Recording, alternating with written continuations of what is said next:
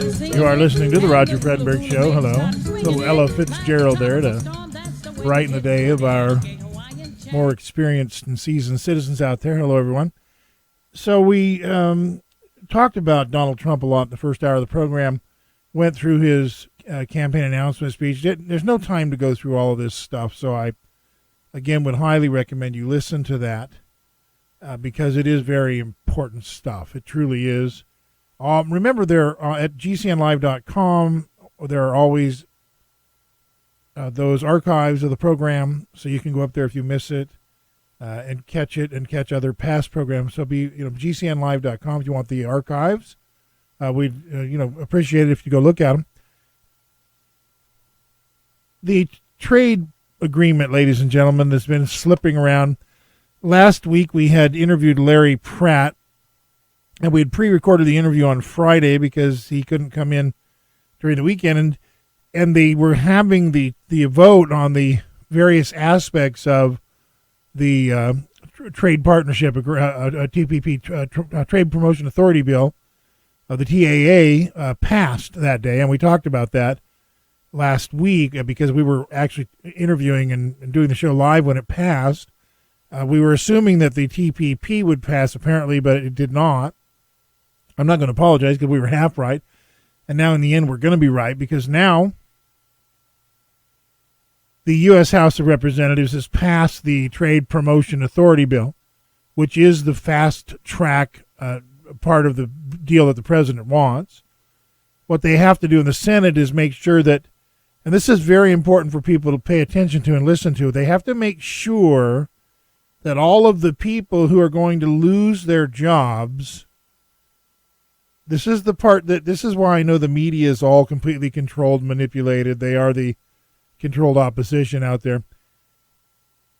The part of what is really, really paramount in this is that the Democrats have been holding out on continuing the tendency toward U.S. fascism, where corporate and public interests intertwine.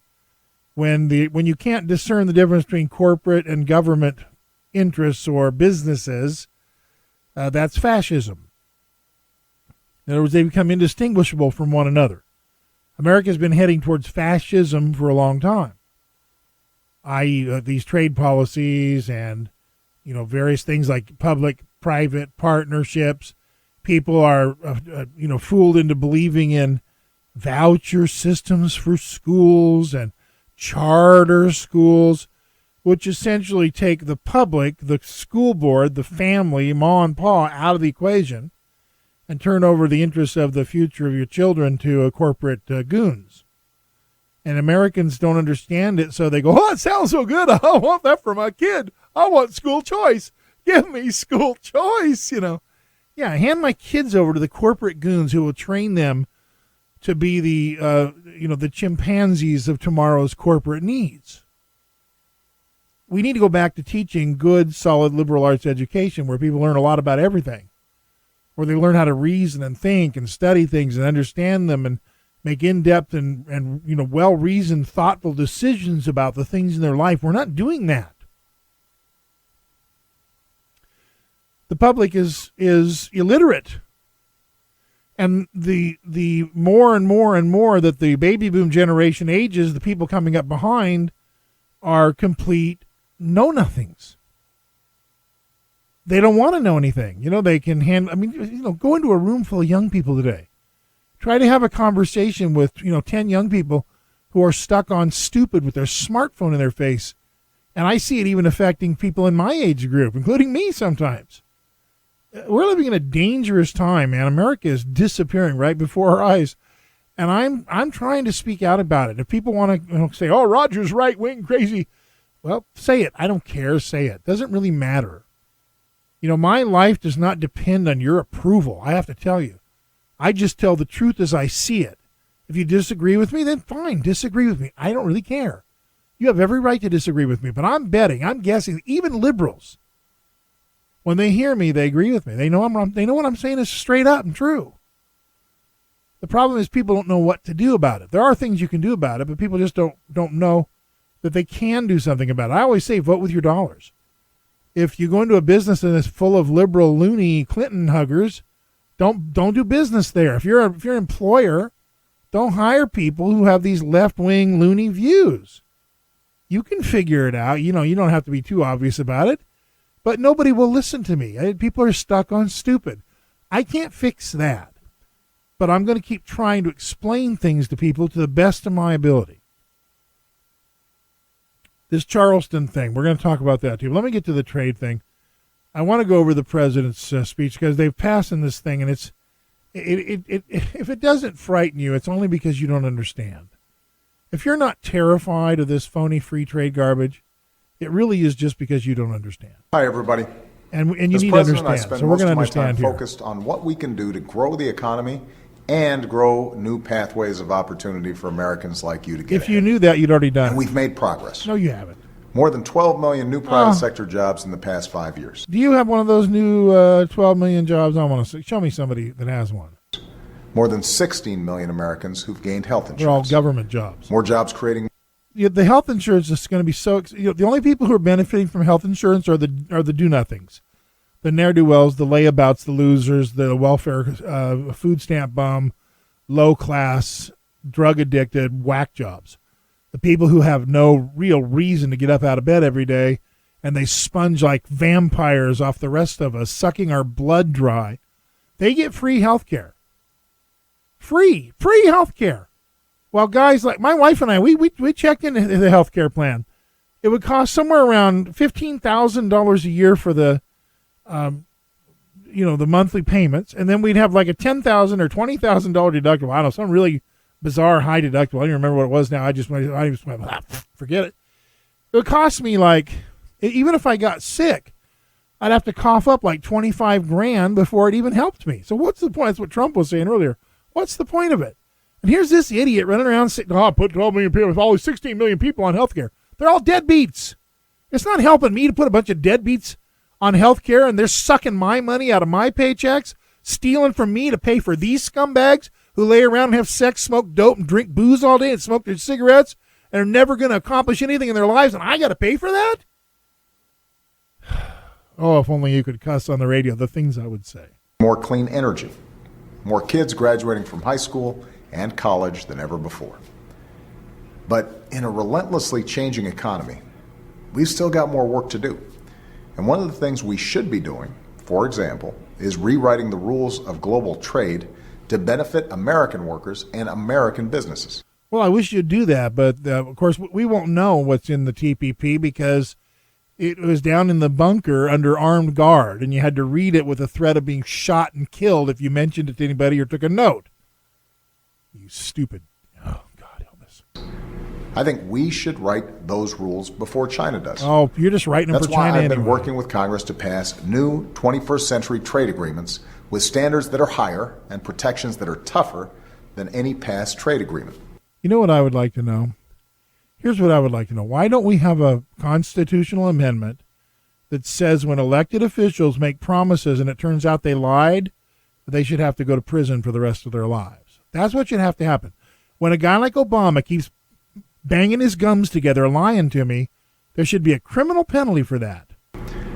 I believe it's the right thing to do for American workers and families, or I wouldn't be doing it. Oh, please. I believe it's what will give us the competitive edge in a new economy, or I would not be doing it. So why do we have to fund all the job losses if it's such a great deal? Why are the Democrats holding out? Only because they want to make sure that there's money there to keep the deadbeats, and the people who are going to lose their jobs fed until some future time, God knows when, that never did come with NAFTA when those jobs that are lost are replaced. They promised under NAFTA. They fully funded all these extra unemployment programs and stuff for years after NAFTA was passed because they knew it was going to cost tens of millions of jobs over time, and it did. There are still people today getting unemployment, federal unemployment, because they lost their jobs to NAFTA 20 years later. And this is going to be way worse, way worse. Now, several members of Congress disagree. That's why it's still tied up there, along with a lot of other good ideas that would create jobs. Yeah, please, and God, eventually, I'm optimistic we'll get this done. Jobs in China. But America does not stand still. And that's why on issue after issue where Congress has failed to act, my administration has partnered with mayors and governors across the country to advance economic priorities that most working families in America are in favor of doing right now. All those mayor cities are broke, and they're so deep in debt because of these ridiculously egregious government public employee programs that allow public employees to retire in their 40s and 50s with $7, $8, $10, $15, $20,000 or more a month in cash and benefits, and the people have to pay for that. And there are millions and millions and millions and millions of these people laying around collecting great big giant checks and benefits packages on the back of the taxpayers, and we can't cover the cost. Those cities are all broke. And we've had success. Over the past couple of years, 17 states and 6 major cities have raised the minimum wage for their workers. Oh, that's great. 19 cities have enacted paid sick days. How many jobs are they going to lose from that? And 5 states have enacted paid sick days or paid family leave. Oh, please. 34 states increased funding for quality pre-K. If it was good, why doesn't business do it without being states have forced? signed up for our new Tech Hire initiative to train workers for the high-wage, high-skilled jobs of tomorrow. He's bragging that The they kind of just jobs forced that business new trade deals would help to create. lose. Some of these victories have been small. Some have Victories been for quiet, who? but they've added up to a big difference for working families across America. But what about the businesses? And that's what matters to me the most, because it matters to you. It doesn't matter to On me. Friday, I talked If those about these businesses initiatives go out of and more business, in a there'll be no speech to jobs, the you U.S. moron. Conference of Mayors. Check it out at whitehouse.gov. Some of it might matter to your city. Let me tell you something. Thanks. Mr. President, And have a great weekend. Read my middle finger. Can you here? Let me turn it up for you a little bit. Read my middle finger. You're nuts. He just admitted that they had to force business to raise wages and benefits because business wasn't doing it. Do you know why business doesn't? When business wants to keep their good employees, there's only one reason that they don't do it.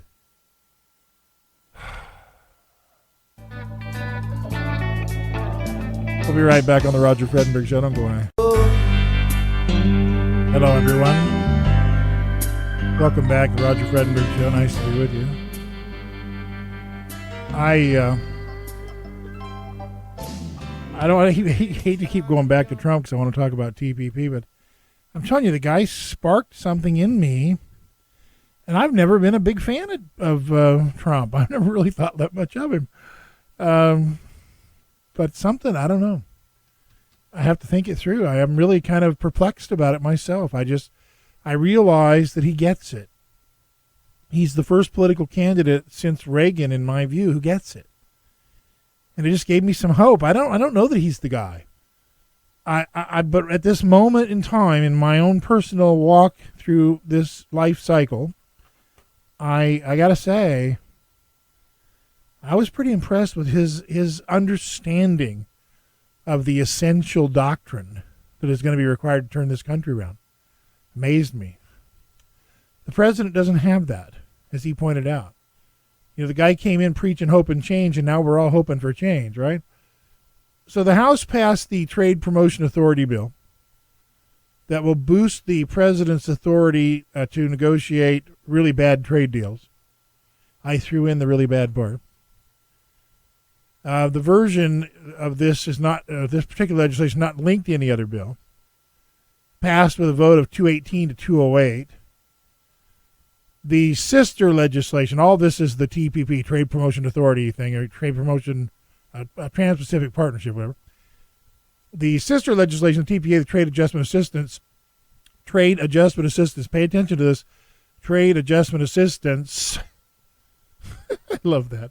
Politicians, you know, that's what I'm saying, why I like Trump. He would say the handouts and the giveaways provide assistance to workers who lose jobs as a consequence of the trade deal and foreign competition.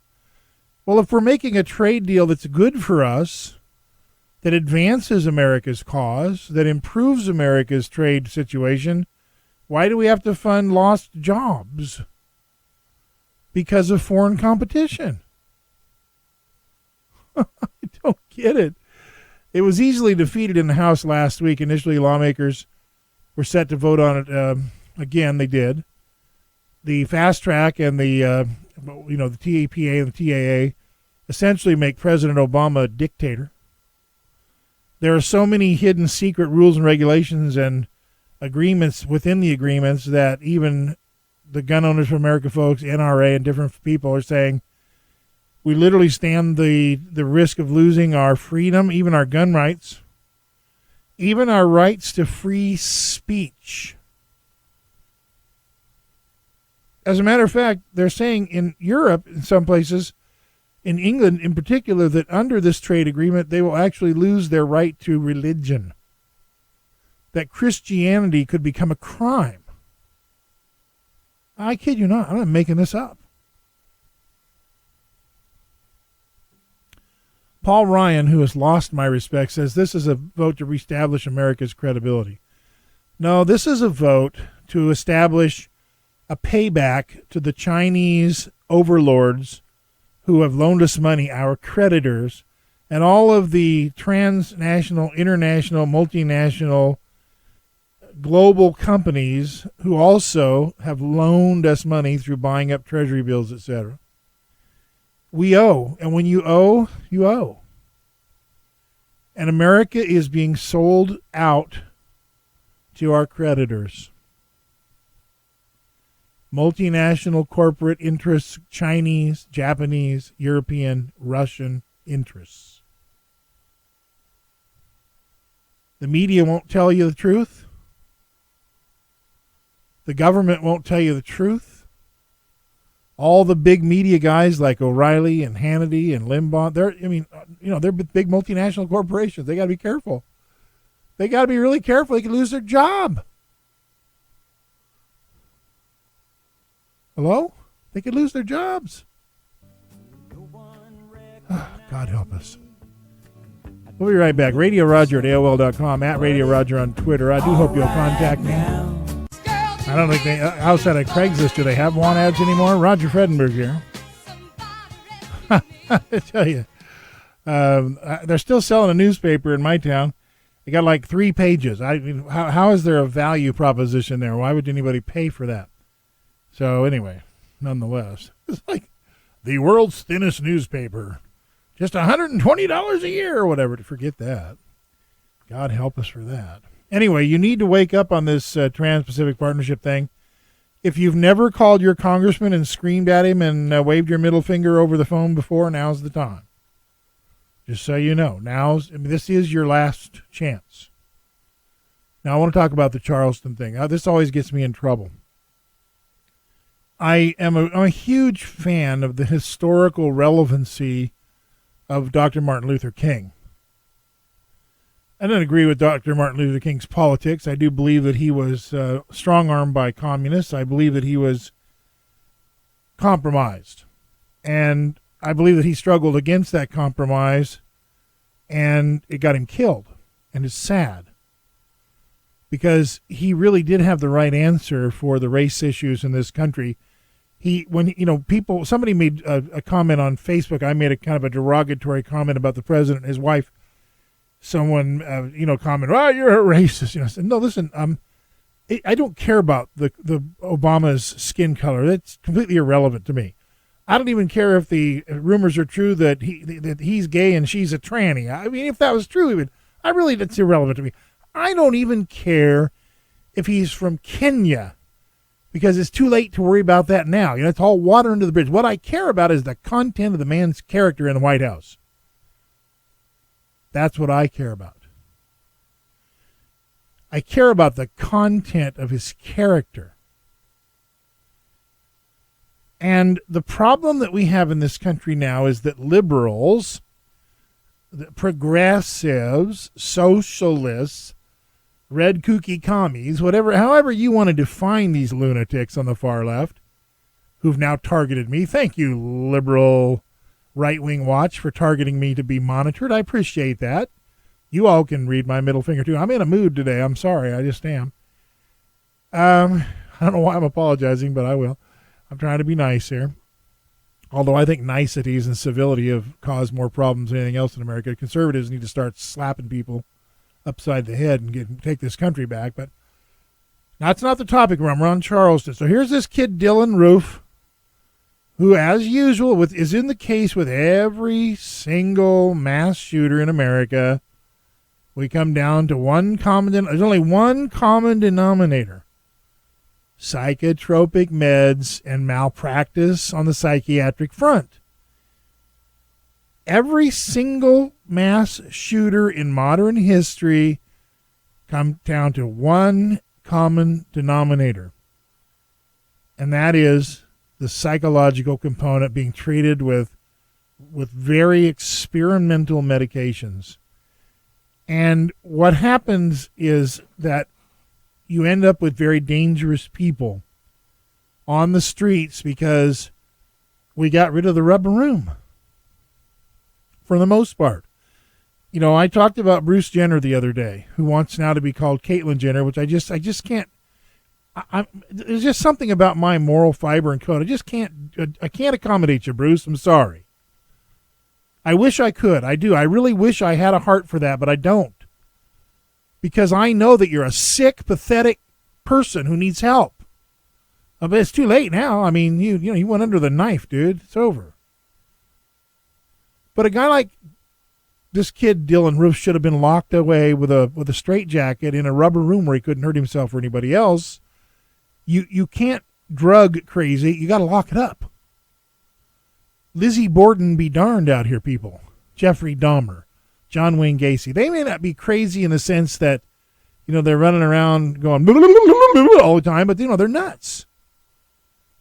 And they're all on these drugs because when they go off the drugs, now their brain has been completely rewired. I mean, this is true. The neural pathways in your brain are permanently rewired by the drugs. So once you're on them, you're on them. And if you come off of them, you're going to be 10 times screwed up 10 ways from Sunday, as my uncle used to say. So they've turned this into a race issue. We have a black Amy Church down there in Charleston. Charleston is one of the most beautiful cities on the planet. Maybe the jewel of the South, as some say. Very nice. But this is a church that was really liberal, real Obama-friendly, anti-gun, and mostly black. But this guy, this Roof guy, was signaling the world that he was nuts. I mean, he had a website out there long before he went into Emmanuel AME, and he was targeting Charleston. He said because it had a high proportion of blacks. He was bemoaning that the KKK wasn't there to help him. By the way, apparently he's an Obama supporter. Site was full of images of him burning the American flag, posing next to the Confederacy, menacing with a gun. His 2,500-word rant begins with saying he was not raised racist, but came to the decision he had to act after reading about what he describes as black-on-white crime, and concluding that minorities were taking over the United States.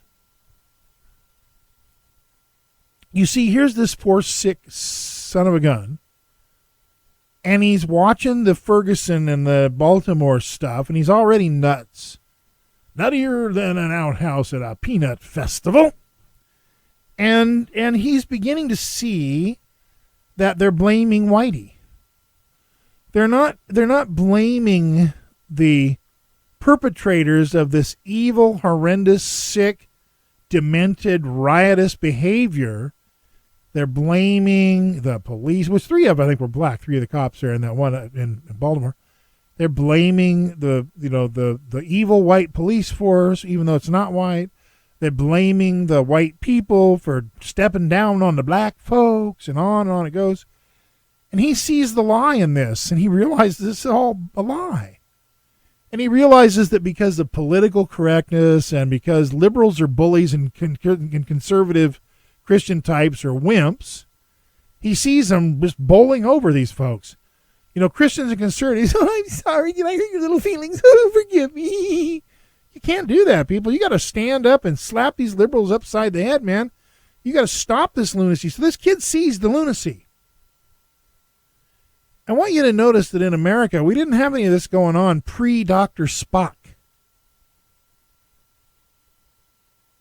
Back when parents were expected, back when parents were lawfully required to discipline their children, we didn't have this stuff.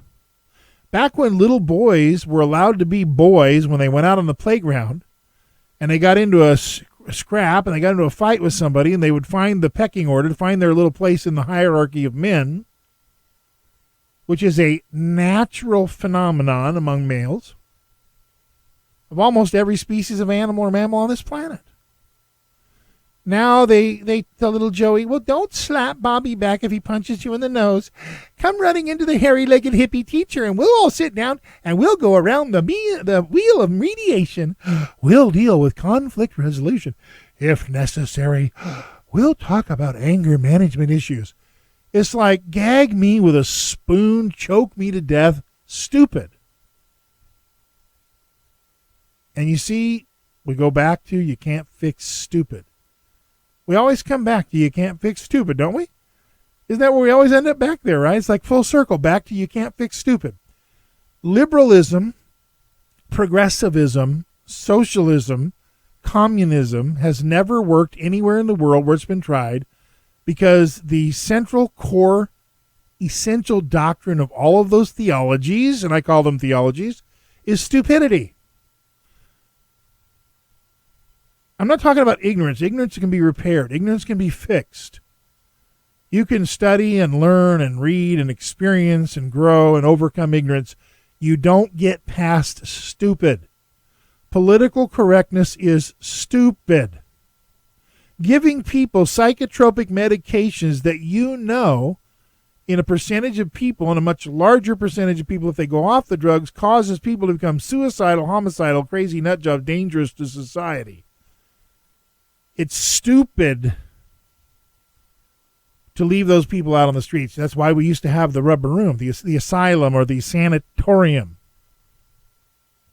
Now, I'm not for locking a lot of people up, but if you cheat young men out of their rituals to find their place in the pecking order and hierarchy of humanity by telling them that they're not allowed to fist fight and grow up and be men, if you send them off to some goofy, twisted, sicko, lesbian, hippie broad that's got hairy armpits, hairy legs, and talks about the wheel of mediation and conflict resolution, you just further confuse the kid. And if you watch television today, anywhere you go, I would say a good half of the commercials and probably the vast majority of sitcoms and day-to-day programming on television do everything they can to break down the male in our society, to destroy the patriarchy, and to turn us into a matriarchal or a heresiarchal society.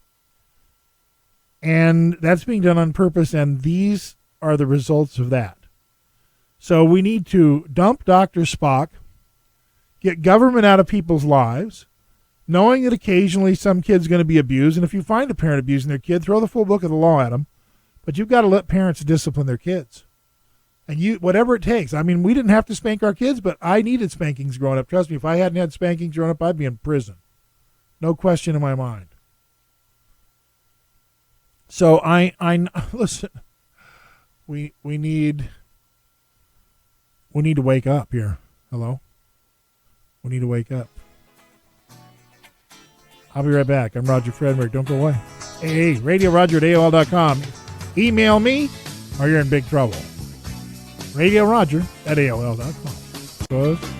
Roger Fredenberg here. RadioRoger@AOL.com. @Radio Roger on Twitter. Hello.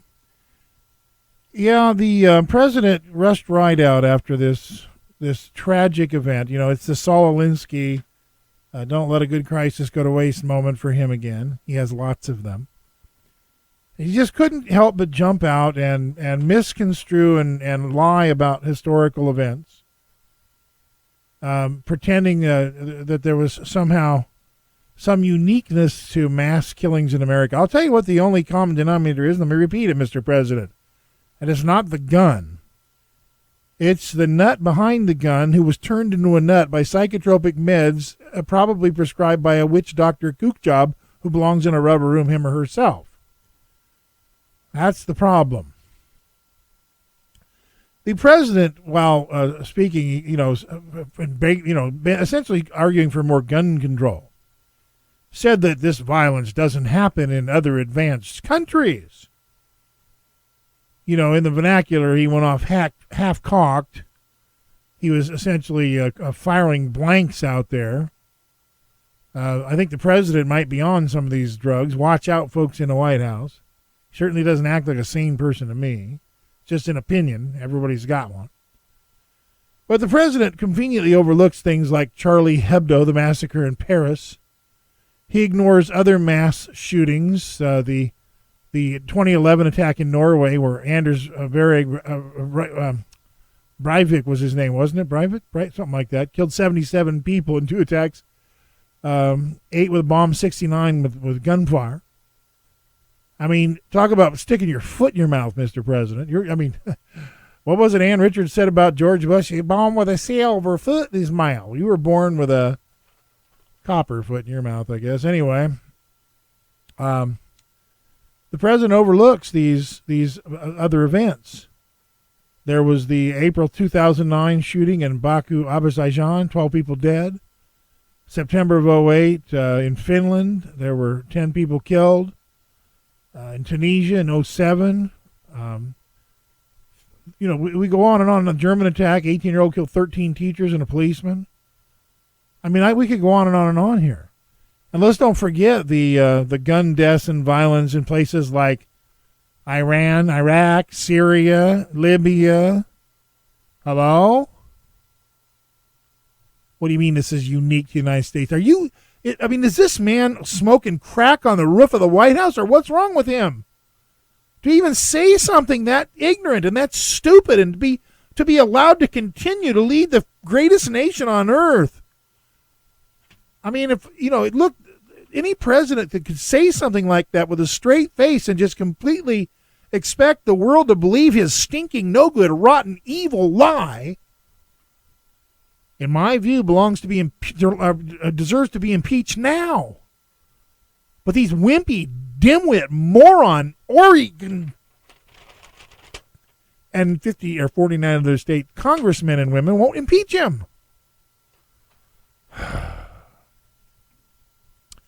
Divide and conquer, divide and conquer, divide and conquer, divide and conquer.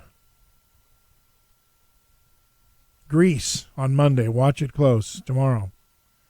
I don't know where it's going to go, but as goes Greece, goes the United States at some point. We need a real leader, as Donald Trump said earlier in the show. We need a real leader, and we're not going to find it in the folks we have now. The people in Washington are not leaders.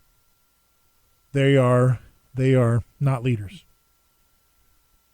They're exploiting the opportunity there. They're takers. They're not givers. And you've got to, find it in yourself some way, somehow, to fight. Please. All right, I'm Roger Fredenberg. Radio Roger at AOL.com. God bless you all.